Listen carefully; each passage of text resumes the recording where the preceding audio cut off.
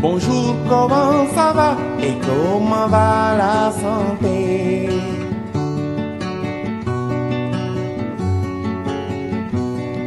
Bonjour, comment ça va et comment va la santé?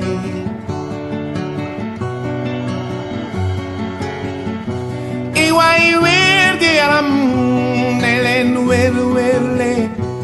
Iwai wergi yaram tiwai werle. Changay tale payeku. Bonjour, comment ça va et comment va la santé?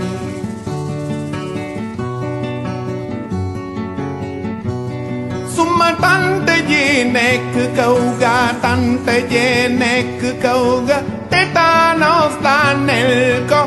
daa gaañu woon nak ileer jël suuf taf ca góom ga.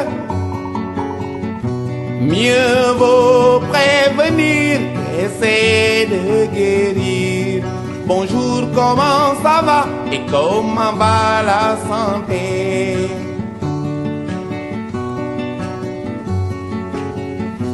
Tengen asen bakkan ci jàngoro yi. Deleen asen bakkan. 12 heures tey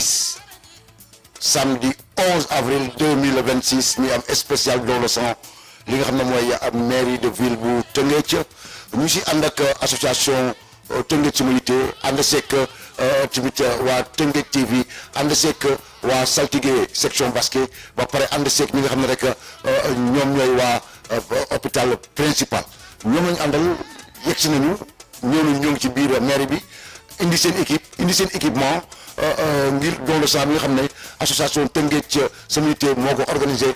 tey samedi 11 avril 2026 bi ñu ciy gërëm nag ñëpp ñi nga xam ne ñoo participé ak ñëpp ñi nga xam ne nag ñëw nañu maye deret di leen xamal ne maye deret lu baax la dafa bokk ci jaamu yàlla ñëw leen ngeen maye deret ndax bu leen maye deret ñu ngeen sauvé ñetti doomu aadama si maye deret bu dul dara sax nga ñëw xam sa groupe sanguin bu dul dara sax nga ñëw di defal la analyse wax la yow sa feebar bu ñu gis sa deret dañ la woo personnellement ndax bu ñu la defalee analyse ba pare ba nga maye deret dañ jël sa numéro téléphone ñoom bu ñu delluwaatee principal dañuy saytu deret yi saytuwaat ko lépp lu ñu gis sa deret dañ lay woo à huis clos daal la wax ne yow am nga feebar bi ak feebar bi su boobaa ñu faj la te su boobaa ñu nga xam sa bopp yow ban feebar moo la dal ban nga mën a xam booy faju ban tànk ngay teg pour mën a dem faju ji kon ñoo ngi jox appel waa Rufisque yëpp doomu Tëngéej Cekk Ndiaye ak Atoumane Ndiaye fu waay mënti nekk rek mën ngaa ñëw tey fi nga xam ne rek mooy salle de fête wala mairie de ville bu Tëngéej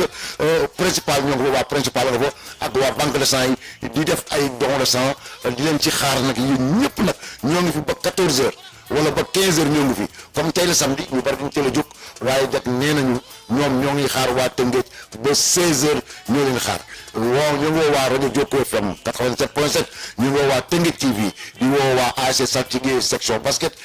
di woo tamit képp koo xam ne doomu Tëngéej la ak bénévolat boo xam ne mën nga ñëw rek maye deret fii nga xam ne rek mooy mairie bu Tëngéej ànd si association Tëngéej Suma Yite noonu la demee jërë ngeen jëf.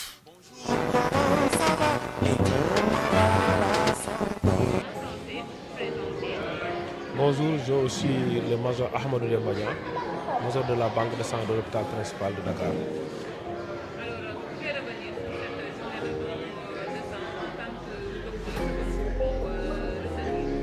C'est-à-dire, nous sommes en collaboration aujourd'hui avec Tëngéej Suma Yite, ASC Saltigué, section basket, et Tëngéej TV et Jokko FM pour pouvoir organiser cette journée de don de sang. Nous sommes là, c'est-à-dire on a un objectif à atteindre. Et minimum avoir 50 postes. Actuellement, on n'a que 10 postes. Actuellement, bientôt midi. Alors on va arrêter à 14h. Le don de sang, c'est de 8h30 presque à 14h. Parce qu'on tient compte de... Parce que c'est le week-end, le samedi. Parce que les gens ils dorment jusqu'à presque midi, 11h, presque pour 11h midi pour pouvoir venir faire l'acte de don de sang, qui est un acte très noble. Et nous sollicitons tout le monde, de 18 à 60 ans, venir faire le don de sang. Comme se déplacer jusqu'à venir dans les hôpitaux, c'est un peu difficile, il y a un problème de transport qui se pose quelque part. Mais on dit à tout le monde, nous sommes ici à la mairie de Teungueth, Rufisque, disons, pour patienter, peut-être jusqu'à 14h, peut-être ils vont venir pour faire l'acte de don de sang, qui est un acte très noble. Actuellement, la demande est supérieure à l'offre. Suppose, on donne l'exemple, les malades qui sont sur chimio ou bien les hémodialysés qui vivent avec des anémies chroniques. Soit le Sénégal il a tendance à dire que manque d'air, il se focalise sur le liquide. Alors que le manque d'air, comme le dit, le manque de sang, soit supposons l'anémie ou bien la thrombopénie, c'est par rapport aux cellules mais pas le liquide. Soit une anémie ou bien une thrombopénie. On prend une poste de 400 à 450 ml. On se fait la séparation plasma et kilo. Ceux qui ont une thrombopénie vont prendre les plaquettes. Ceux qui ont une anémie, ils vont prendre le kilo globulaire. Et chaque partie a une date de validité. Si on prélève aujourd'hui une poche de sang qui est une kilo globulaire, qui peut être conservé jusqu'à 35 jours. Si on prend le plasma, sa validité est de 1 an. Par exemple, aujourd'hui, si nous sommes au 11 avril 2026, cette plasma est congelée et peut être conservée jusqu'au 11 avril 2027. C'est-à-dire, l'aptitude, c'est de 18 à 60 ans. Si tu n'as pas de maladie quelconque, l'homme peut donner tous les 3 mois, la femme tous les 4 mois. Ensuite, il y a des questions à poser au préalable avant, sous forme de consultation, pour voir si la personne est apte ou est inapte physiquement. Mais l'essentiel, c'est un acte qui est très noble. La demande actuellement est supérieure à l'offre. Actuellement, les hôpitaux, si vous allez à Dalal Jamm, à Principal, je peux citer même dans les autres hôpitaux, nous, à l'hôpital principal, nous sommes en parfaite collaboration avec les autres hôpitaux. Parce que si vous avez un patient hospitalisé à Dalal Jamm, nous, on fait ce qu'on appelle le don en faveur. C'est pour pousser les familles dont l'un de leurs membres de leur famille actuellement hospitalisé, qui est besoin d'être transfusé. Nous, on va essayer de convaincre l'un de ces membres. Si on donne le O négatif, qui est le donneur universel, on va essayer de convaincre les membres de sa famille qui sont beaucoup plus que lui de les récupérer pour qu'ils les favorisent, pour qu'ils les poussent à faire le don de sang. Parmi ces dons, si supposons 10 membres de leur famille est passé à l'hôpital pour un don de sang, qui est un don en faveur,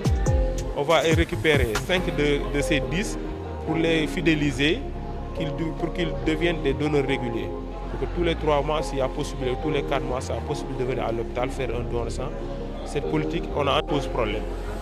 Il y a beaucoup de gens qui ne connaissent pas les activités de don de sang, les enfants sur le sang. C'est pourquoi on est là ici à Teungueth Rufisque pour convaincre les populations avec l'ASC Saltigué, Teungueth Sama Yitte, aussi Joko FM et Teungueth TV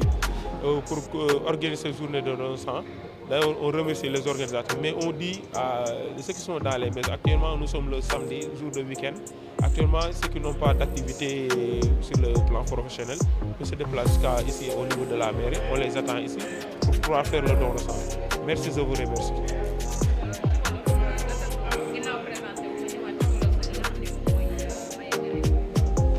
Asalaamaaleykum wa rahmatullah, man la Ahmadou Demba Niang, major hôpital principal de Dakar. ñu ngi leen di nuyu di leen sant di rafetlu taxawaay bi nga xam ne ñu ngi ci lëkkaloo ak Teungueth Sama Yitte ak Jokko FM ak Teungueth TV ak ASC Saltigué bi nga xam ne ñoo yëngu ci wàllu basket. ñu ngi leen di rafetal di leen tatagal di wax ne mag góor jigéen ñu ngi leen di nuyu mais boo amee fukki at ak juróom-ñett ba juróom-benn fukki at mën nga maye góor ñetti weer yu ne jigéen ñetti weer yu ne ndax poche bi ngay may mu toll si 400 wala 450 000 nit mën nañ koo xaaj ci ay pàcc ñu ñaar. ndax nit ñi dañ naan nit ki dafa manqué deret ñuy ne ndox bi la alors que du ndox bi par contre cellule si biir la nit ki manqué soit ay plaquettes la wala ay globules yooyu manqué te plaquettes yooyu ak globules yooyu seen cosaan si yàqu nit lay ne c'est à partir de la moelle osseuse foofu lañ cosaanoo nekk ay xale léegi nga xam ne dañuy daw sa deret temps bu ndaw la ñuy dund bu deewee yooyu dañuy yéeg remplacer leen kon nit bu mayul deret nga xam ne pertement la kon ñun de politique bi ñu def mooy fax nit ñi ñëw may deret ndax ñi nga xam ne dañu nekk ci hôpitaux yi def dañuy wax am cancer di def li ñuy wax faj bi ñuy wax chimiothérapie wala ñu nekk ci hôpitaux yi nga xam ne dañu am doy ñu def li ñuy wax hémodialysé yi ñooñu dañuy soxla ñu leen may ndax dañuy dund ak li ñuy wax ay anémie maanaam manqué deret si lañ koy tënk kon nag ñun comme ne nit ñi mënuñu déplacer ñu ci hôpitaux yi ñun ñëwoon bañ teew ci ville de Rufisque fii ci mairie bi nekk la ko ci mbokk Tëngéej ñi nga xam ne mën nañu def leneen mais niñ la taamu mooy tey ñëw may deret kon ñu ngi rafet taxawaay bi mais tey fi mu nekk ni ñun day am lu ñu tënk mooy am lu mu néew téeméeri poche deret fi mu nekk parce que amaguñ moins de 20 te kon on n'a pas encore atteint l'objectif maanaam fi ñu bëgguñu àggaguñ fa te fi ne même boo ndékkee mën nga dox ndànk ñëw may deret ndax bala ñu la maye deret di nga jaar dañ lay saytu xool sa at xool sa maanaam sa poids sa tolluwaay laaj la ay question yoo xam ne tontoog laaj ak tontu xool ndax yow vraiment war nga mën a may deret maanaam dañ lay segg ba nga il faut kon tey daa am ay yoo xam ne si la ñuy tënku ponk yoo xam ne nii mooy wan nit ki war na mën a may deret wala mënta may deret kon moo tax ñu wax ne jigéen 4 weer yu ne góor 3 weer yu ne kon ñu ngi yëgal nit ñëpp xam ne ñun politique bi ñu def léegi lu mel ne dalal jàmm ak yenn hôpitaux yi nga xam dañoo wër seen ñun day ko malatam dalal jàmm lay ne bu ñëwee ñun hôpital principal ñun dañ koy jox deret ndax deret pour sénégalais yi lañ mais li si yéeme mooy nit ñu bëri tey xamuñu wàllu may deret amuñu yëg-yëg bi ñu ci war a yëg ak xibaar bi ñu ci war a am amuñu ko kon ñun ñii dañuy profité yëgalaal nit ñi kii moo war a may deret kii warta may deret ak ki nga xam ne mooy avantage mais ñi nga xam ne tey dañu am li nga xam doy di roñu ak ñi nga xam dañuy def chimiothérapie am cancer ñooñu presque deret bi ëpp ñu ko xam ne mën nañu wax ne 70% bi ñooñu lañ ko doon transfuse te bu njëkk dañuy wax accidenté de la route wala jigéen buy mucc wala ñi nga xam ne dañu am drépano mais léegi dañoo weesu foofu ndax chimio yi ak hémodialysé yi kon ñuy ñaan mag góor ndigéen ndaw si xam ne ñun ñoo ngi ciy lëkkaloog ak ASC Saltigué ak Jokko FM ak Tëngéej TV ak ñi nga xam ne tamit ñooy Tëngéej sama yitte muy loo xam ne tuyaaba kese la ndax jihaad lañ wax jihaad la kon jihaad fi sabilillah te man kaana lillaahi kaana llaahu lahu kon ñu ngi leen di gërëm yéen ñëpp dafa taxawaay mais bu nit ñi génnee maye tamit si la ñu gën a kontaan nag ndax si ñun lay jógee si ñun lay delloo kan mooy maye ak kan moo koy jël kenn xamul yàlla rek moo xam ndax benn poste bi ngay maye tey bu dee 450 000 400 000 mën na ko néew prématuré yi xam nañ xale yi xam ne dañoo matul nekk ci crèche yi prématuré yi néonatologie ñooñu benn poste boo ko jëlee lu mu néew mën nga cee may juróom-ñetti xale yoo xam ne au plus nga séddale leen ko bu dee ay thrombopénie lañ am tamit poste boo ko pàccee plaqué ni mën nga ko séddale xale yu bëri kon tey dañ naan duñ ne benn nit ngay sauvé mais ay nit ngay sauvé ndax kenn ngay may mais tey kenn kooku ngay may noonu bu dundee ak njariñ bi mu amal société bi kon yow sauvé wu benn nit mais ay nit nga sauvé kon ñu ngi leen di remercier jërëjëf jërëjëf asalaamaaleykum wa rahmatullah. Voilà, bon, merci beaucoup. Voilà, comme ni ngeen ko gisee tey di 11 avril ñu ñëw daje fii pour organiser fi benn don de sang waaw vraiment affaire bi c'est bien passé ñu ngi kontaan aussi di gërëm ñëpp si uyusi bi parce que tamit don de sang la ñuy wax te don de sang moom ku ko wax rek pour sauver vie la. voilà yàlla def na nag tey jii moom ñi nga xam ne ñoo fi jot a ñëw tey ñëpp yàlla defal na leen ci jàmm ñu maye deret comme il le faut voilà li ci des nag moom mooy mu nekk benn acte bu noble boo xam ne nii bépp sénégalais wala bépp doomu aadama war nga mën a profiter ci lu mel nii parce que acte la boo xam ne nii boo ko defee non seulement da ngay sauver ay vie mais yow sa wér-gu-yaram sax da ciy compter. moo tax tey mu nekk bés boo xam ne ni si ñun bés bu am solo la waaw di si profité nag di gërëm ñëpp waa hôpital principal yi nga xam ne ñoom ñëpp ñëw nañ fi ñu ngi taxaw affaire bi comme il le faut boo ñëwee dinañ la accueillir dinañ la jox defal li si war yëpp nañ la ko defal boo paree tamit ñu félicité la kontaan bu baax si yow. occasion la nag occasion la bu mag boo xam ne ni bépp sénégalais rek war nga ko mën a saisir waaw di gërëm aussi association Tëngéej sama yitte bi nga xam ne ni tey Allah xay moo ko jiite waaw si coordination wu Babette di gërëm ñëpp ñoom Nafissatou ak Assow mi nga xam ne moom moo organisé affaire bi vraiment mbir la moo xam ne nii daal boo koy seet dafa mel ne Tëngéej lañ koy defaral te li ñuy yëngu tamit pour Tëngéej la kon kontaan nañu bu baax a baax si mbir mi waaw li si des nag moom mooy yàlla na si yàlla dolli sutura di ñaan tamit Tëngéej waa Tëngéej tamit yu mel nii su amee ñoom ñëpp ñu ñëw di ko uyu si parce que acte bu noble la boo xam ne nii da nga ci am sa wér-gu-yaram am si sa santé ba pare am ci sa jaamu yàlla voilà loolu daal laa amoon pour wax ko. bon di gërëm ñëpp di sant ñëpp quoi vraiment. waaw asalaamaaleykum waaye yéen waa Tëngéej maa ngi leen di nuyu yéen ñëpp si ne turam ak santam di leen ñaanal yàlla di ñaan fekk nuyoo bi may nuyoo nii maa ngi ñaan mu fekk leen si jàmm yéen ñëpp waaye ñun nag dañ fay am benn astuce boo xam ni Tëngéej sama ité la waaw boobu ba tey nag ñu ngi ciy yëngatu boobu ba tey ñu ngi ciy yëngatu nag ñu ngi daal lu ne ñu ngi ciy dugal suñu loxo fi mu ne nii suñu première sortie ngi nii muy don de sang te don de sang ku ne xam na ne jaamu yàlla la waaw te li ñu bëgg a njëkk a ubbee mooy don de sang bi ñu def nii pour ku ne dugal ci loxoom tey nag ñu ngi ko doon defee salle de fête waaw macha allah nit ñi ko yëg ñëpp ñëw nañu macha allah ñëw nañu fii dafa bari woon nit bay bëgg a dee waaye nit ñi ñëw nañu maye deret ndax ku ne xam na ne deret ji mën nga ko soxla ëllëg waaw yaa ngi koy maye te xamoon ndax ëllëg yow lañ ko yow lañ koy joxaatam déet buñ la ko joxul jox ko sa mbokk wala koo xam waaw loolu noonu ñu ngi ciy soññi ñëpp daal ñëpp lañ ciy soññi pour ñëpp dugal ci seen loxo association bi nag yemul ci maye deret rek dañu bëgg a Tëngéej ñu nit comme doomi Tëngéej lañ ñun ñëpp ñu dugal ci suñu loxo ñu ni ba Tëngéej mën a gën a baax loolu rek la loolu rek mënoon nañu dugg ci leneen nag mais dañoo ñëw xool Tëngéej xam ne ñoon fi lañ juddoo yaroo fi Tëngéej la ñu bokk léegi ñun nit dañ cee war a dugal suñu xol loxo comme ni ci ñëpp di dugalee seen loxo di ci liggéey ñu nit ñu liggéey ci ñun nag suñu liggéey yëpp lu jëmale Tëngéej kanam rek la ñuy dugal suñu loxo ñu ngeen di ñaan yàlla yéen ñëpp nag ngeen jàpp ci don de sang bi tey ji bëggoon nañ mu ëpp nii waaye xam naa li mu jàmpa la daal parce que xam naa ñu bëri ñu ko waroon a yëg tamit jotuñu ko yëg mais incha allah beneen yoon di ñëw dinañ ko gën a yaatal ba ku nekk mën cee dugal loxoom waaw parce que tamit ñu ngi wax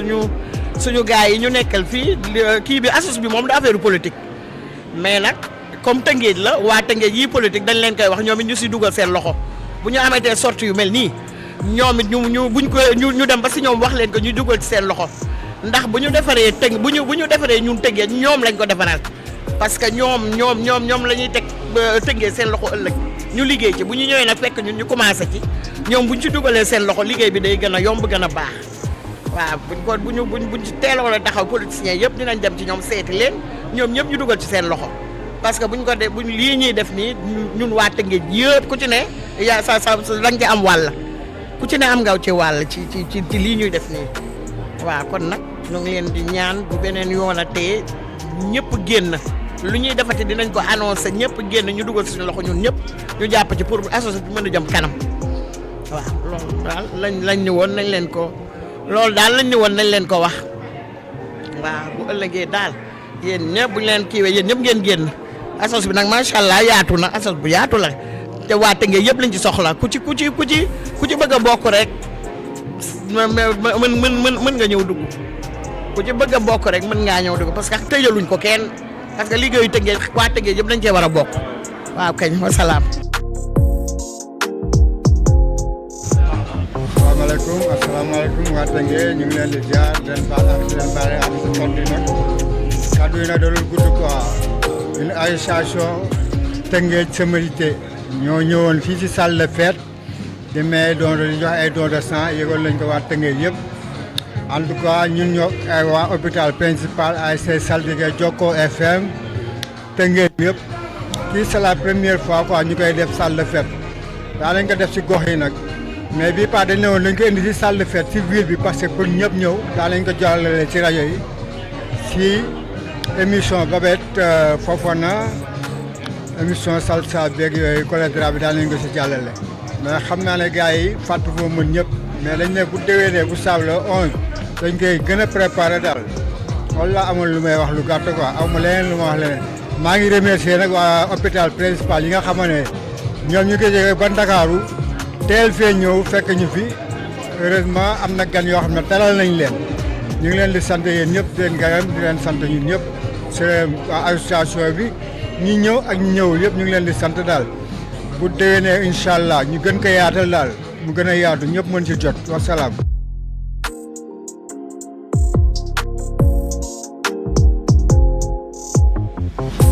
mbokki Tëngéej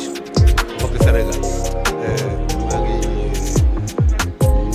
nuyu ku nekk ku teew ci bés bi di wax ni bés bi dafa nekk loo xamante ni lu am solo la lu am solo ndax maye deret gannaaw sax ñi nga xamante dañoo nekk ci hôpitaux yi wéeral di soxla ko yow mi koy mayee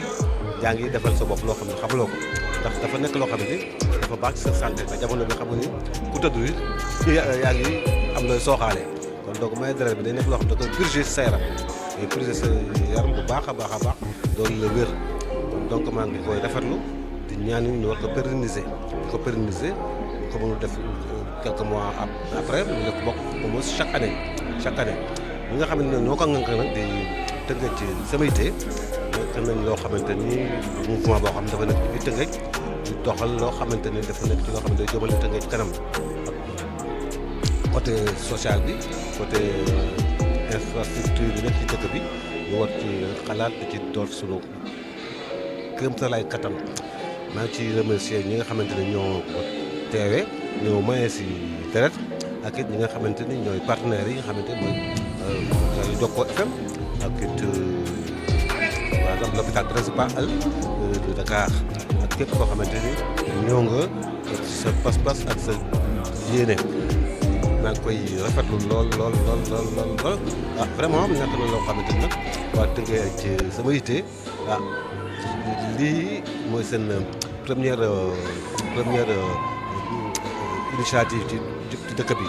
dañ ci jublu loo xamante ne ëllëg ak ginnaaw ëllëg yeneen yoo xamante ni ay innovation ngir lan lépp loo xamante ni intérêt Tëngéej la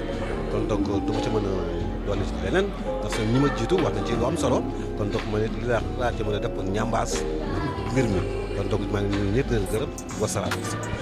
salaamaaleykum man la Babette ñoo leen nuyu bu baax di leen siyaare ñoo ngi fii salle de fête mairie ville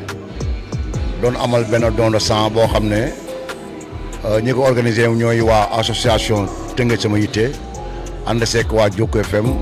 ak waa Tëngéej TV ak waa Saltigué section basket ba pare ànd seek ñi nga xam ne rek ne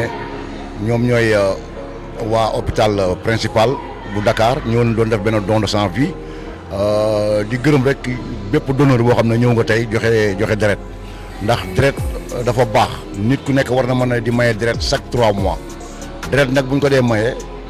ñoo ngi ci taamu koo xam ne am na 18 ans ba 60 ans nga am minimum 50 kilos tey ñu woote woon fii nag Tëngéej yëpp ñëw nañ nag massivement ñëw nañu wuyu si ñu def don de sang bi fii si jàmm ak salaam ànd seeg waa hôpital principal ñoom it bi ñu ñëwee ndeysaan gis nañu mobilisation bi nga xam ne waa Tëngéej def nañ ko si don de sang bi kontaan nañ ci lool xanaa rek di leen wax ne bii mooy première édition dina amaat yeneen édition yoo xam ne beneen yoon dañ koy def si yeneen i quartier comme tey mooy première édition bi ñu def ko fi nga xam ne mooy mairie ville ñoo ngi gërëm aussi waa mairie ville ñoo ngi gërëm nga xam ne mooy maire Omar Cissé ñoo ngi koy gërëm bu baax di gërëm tamit waa mairie bi yëpp nga xam ne ñoom bi leen bindee lettre ne dañoo soxla fii pour don de sang dañu ko yombalal carrément waaye aussi di remercier Abdou Diop bi nga xam ne moo ñu yombalal sonorisation bi di gërëm waa Tëngéej TV nga xam ne tamit ñoo ñëw couvrir waaye tamit ñoo ngi gërëm ñi nga xam ne ñooy waa Jokkoo FM ñoom it dañ doon couvrir ñoo ngi gërëm tamit ñëpp ñoo xam ne ñëw nañ fi tey doon maye deret waaye ñoo ngi gërëm ki nga xam ne mooy Assaw mooy promoteur bi moom mooy promoteur donneur de sang bi moom moo dox lépp moo dem principal contacter leen waxtaan ak ñoom ba gars yi jox ko date bii muy 11 avril 2026 léegi date bi dañ ko maintenir nañ ko date bi chaque 11 avril incha allah dinañ def fi nga xam ne mooy mairie bi nañ fi defaat don de sang date bi maintenir nañ ko muy date annuelle amaan na yeneen ñaari date yoo xam ne nag war nañ ko defaat di ci xaar waa Tëngéej yëpp dem si quartier yi lu si mel ni ay Dangu ay Dar Salaam ay Diorga ay Dar Rahman ay Colobane ay Guy Murit këri kaw këri suuf Jokkul HLM fépp Fass yëpp bëgg nañ fa dem ànd ak association Tëngéej sama yitte ak suñuy partenaire dem ci quartier yëpp fexe ba ñu def ay don de sang ndax deret ñi koy maye ñi ko soxla ko ëpp ñi soxla deret ñoo ëpp fuuf ñiy maye deret ndax deret ñi ko soxla dafa bari ki nga xam ne dafa amee dialyse dafa soxla deret te dafa soxla ndimbal ki nga xam ne wasin bees la day wasin kooku tamit dafa soxla deret ki nga xam ne dafa def accident moom tamit dafa soxla deret kon deret dañ ko war a di maye chaque 3 mois nit ku nekk war na di maye deret saa su ne ñooy gërëm tamit Nafi la présidente Nafi Diop ñoo ngi koy jaajëfal bu baax moom it gis nañ teewaayam gis nañ participation am di gërëm tamit ki nga xam ne mooy Déthié Diouf moom it gis nañ participation am di gërëm Père Gana Gueye moom it gis nañu participation ñëpp ñi nga xam ne jox nañ seen participation fi indi fi ay ndox ñii indi ay mburu ñii indi ay thon ñii indi ay saucisson ñii indi ay meew ñii indi café ñoom ñëpp ñoo ngi leen di gërëm di leen jaajëfal waaye surtout nag di jaajëfal waa principal Dakar ak ki nga xam ne mooy Assaw di promoteur bi waaye di maa ngi gërëm Ndiaga Gueye mi nga xam ne mooy PDG Teungueth TV nga xam ne bañ ko joxe lettre bi dañu ne maa ngi seen ginnaaw di ko gërëm bu baax di gërëm tamit Khalil Ndiaye lu bari directeur Jokko FM ak ki nga xam ne mooy Ahmed Ba ñoo ngi koy gërëm bu baax di gërëm tamit bépp membre boo xam ne yaa nga bokk ci association Teungueth Sama Yitte Teungueth Sama Yitte nag association boo xam ne association bu bees la mi ngi soog a amagum 4 mois fi mu nekk nii 4 mois parce que octobre lañ ko monté woon octobre ba léegi nii kon mi ngi am 4 mois lii mooy premier sortem lii mooy premier programme am muy don de sang mi nga xam ne def nañ ko tey du 11 avril 2026 à la salle de fête de Rufisque ñoo ngi fi nag depuis 8 heures ñoo ngi fi ba léegi nit ñaa ngi dem ak ñëw nit ñaa ngi ñëw di may deret di dem di déw di dem kon lii dafa baax ñoo leen ci gërëm yéen ñëpp di ci gërëm maire arrondissement yëpp bàyyiwuñu kenn di ci gërëm doomu Teungueth lenn rek xanaa lañ leen fàttali rek ne heure bu ñu amatee don de sang dañ ko yëgal waa Teungueth gi yëpp bëgg nañ nag waa Teungueth yëpp di ñëw massivement ñëw def nekk ay donneur de sang parce que dañoo soxla 120 poches lañ soxla te yaakaar naa ne Teungueth war na mën a génne lu ëpp 120 poches ba nga xam ne bu ñu ko yóbboo Dakar sa banque de sang ba nekk principal bu ne lii Teungueth la jógee ñu ne ñaata la ñu ne plus de 120 poches la ñu xam ne kon waa Teungueth ñoom wuy si nañu massivement loolu la ñu bëgg di leen ñaan nag ne saa ñu wootee mayeb deret na ngeen ñëw ku ko mënti dégg rek ak foo mënti nekk rek na nga dem nga maye deret ndax maye deret dafa baax trop ci dox bu aadama te maye deret dafa bokk ci jaamu yàlla ndax deret boo maye rek sauvé nga ñetti doomu aadama deret boo maye rek benn poche deret boo maye rek sauvé nga ñetti doomu aadama te yàlla nee na képp ku sauvé benn doomu aadama rek sa place ma nga àjjana kon yow boo sauvé ñetti doomu aadama kon yow xam nga am nga immeuble biir àjjana kon ñoo ngi leen di gërëm di leen sant bu baax a baax wasalaam jërë ngeen jëf